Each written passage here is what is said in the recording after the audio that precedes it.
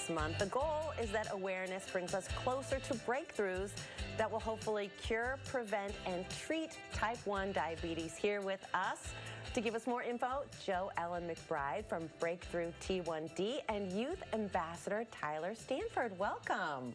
Thank you. Great to be here. So what do you hope to get out of raising awareness? We really want the public and the community to know about diabetes so that they can look for if they have signs or symptoms, and also to make people aware of how they can volunteer, how they could even donate or support their family members, community members, colleagues at work. And so I think by raising awareness, you can then enable people to do more in their community and also volunteer at our events and spread awareness of it. Well, I want to bring in Tyler, Youth Ambassador. You're a senior at Desert Mountain High School.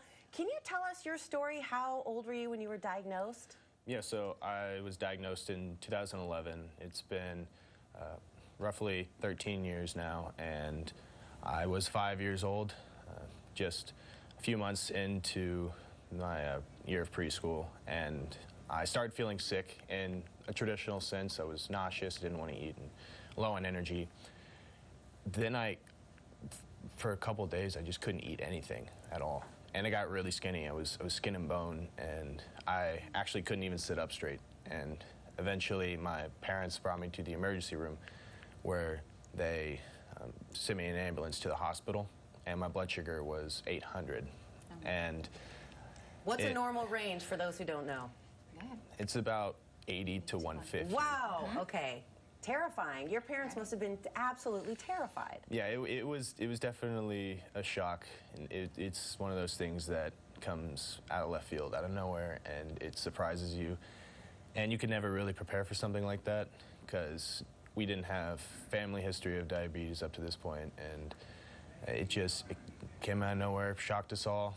But I was in the hospital for 5 to 6 days, and it was a process of lots of doctors coming in, lots of different people trying to teach us how to manage diabetes and how that would work, and trying to stabilize my blood sugar, which took a while because my blood sugar was extremely high.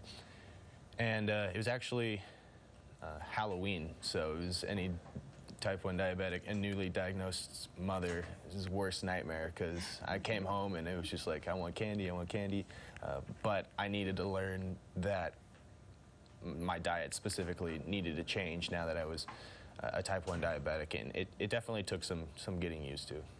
I've always thought that children who are type 1 diabetics, in some ways they have to grow up pretty fast, because they can't just binge on candy on Halloween. Exactly. They have to be responsible. They have to check the app on their phone. Yes.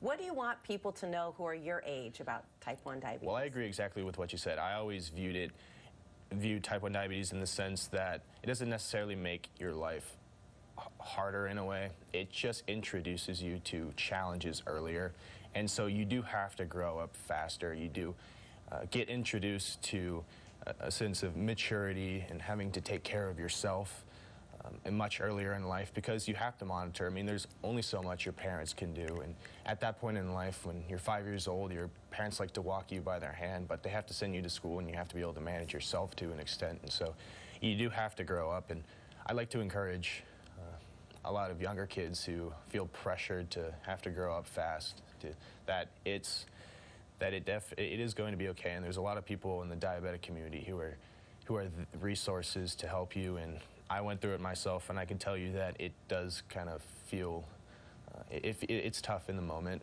It feels like you're being forced out of childhood in a sense, but you can still enjoy being a kid.